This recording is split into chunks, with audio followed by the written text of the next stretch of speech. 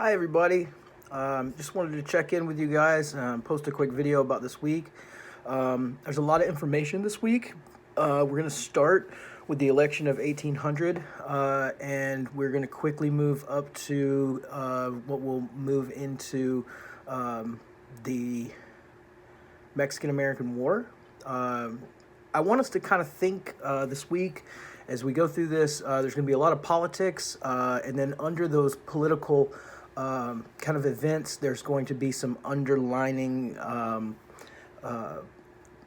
bigger, I don't want to say equally as big issues. Think about the kind of rift that's happening in this early American political climate. I want you to think about this Republicans versus Federalists. These are two different ways of interpreting what America should look like. Thomas Jefferson leading this kind of early Republican idea, where the vision of the future for America should be these independent farmers that are self-sufficient and not in debt to anyone. And then there's this Federalist view that is kind of a big federal government, that we want to have this international presence with trade, and it's going to be very banking centered. And I want us to think about how these founding fathers, these very pivotal early figures, had very different ideas about what America should be. And a lot of times these things became very heated discussions, and even violent at times as you go through this material. Very quickly, we're going to see that Thomas Jefferson begins to there's a problem in his thinking, right? He wants there to be a lot of land, so as Americans continue to populate the nation, they're going to have enough room to all be farmers, which he thinks is the ideal for everybody. But he's going to be anti-big federal government. So when he comes into his presidency, there's going to be kind of a problem he has where he gets to acquire the Louisiana Purchase, or this huge piece of land that goes through the middle of the United States. And he's not going to think that he really has the power to do that as an executive, but he is going to end up making that happen in order to have this expansive land. When we think about that, there's a couple of things we want to think about. First, when we get to kind of the fall of the Federalist Party after the War of 1812, we're going to see that this issue of moving westward becomes extremely problematic because, number one, it's going to exacerbate the problem of racial slavery. After 1800 or after the late 1790s, when the cotton gin is introduced or invented, this is going to make cotton much more valuable. Cotton production is going to take over the South. If you remember from earlier lessons, it was tobacco and sugar tobacco and rice that had kind of been the staple crops of Virginia and the coasts of Georgia and South Carolina. But after 1800, we're really going to see an explosion of cotton in the South, and that is going to give us the type of plantation system that we're kind of familiar seeing in popular depictions, and that's going to really revolutionize the economy in the South, right?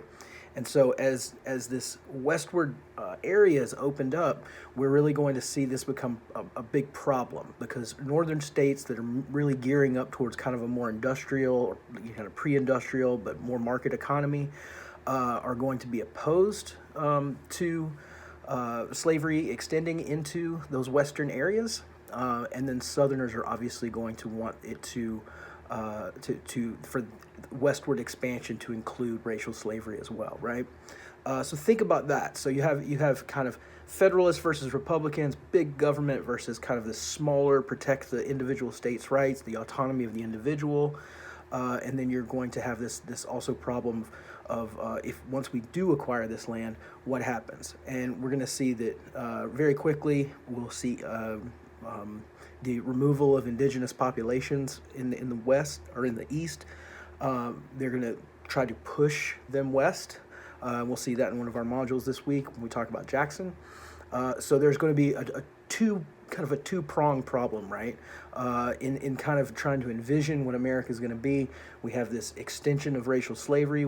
Are the states or territories that will become states in the West going to be free states or slave states? And this is really going to set up the nation for the Civil War, right? And we're going to see explicitly how that happens later. You'll also notice that we're going to talk about the Compromise of 1820, or the Missouri Compromise. This is a great example when we're starting to move towards what are the causes of the Civil War. It's a very good early example. Thomas Jefferson, in your readings this week, you'll see, saw that this bargain that happens that brings Missouri in as a slave state and Maine in as a free state, setting up this contention between the North and the South. He's really going to see this as being a imminent danger for the future of America. He can kind of foresee that this is going to end in some type of bloodshed or possibly the end of the nation. So keep that in mind as you're moving through this week, and I want you to think about this because we're coming out of kind of what we would call the early republic. We're moving through it very quickly, and I want you to keep this in mind. And then obviously your reading this week is What to the Slave is the 4th of July, and I really want you guys to look at that and kind of soak it in and think about it, because one of the themes in this course is kind of, I had said that kind of all of the problems that come after the birth of the nation kind of stem from that those lines, right? What does it mean for all men to be created equal, right?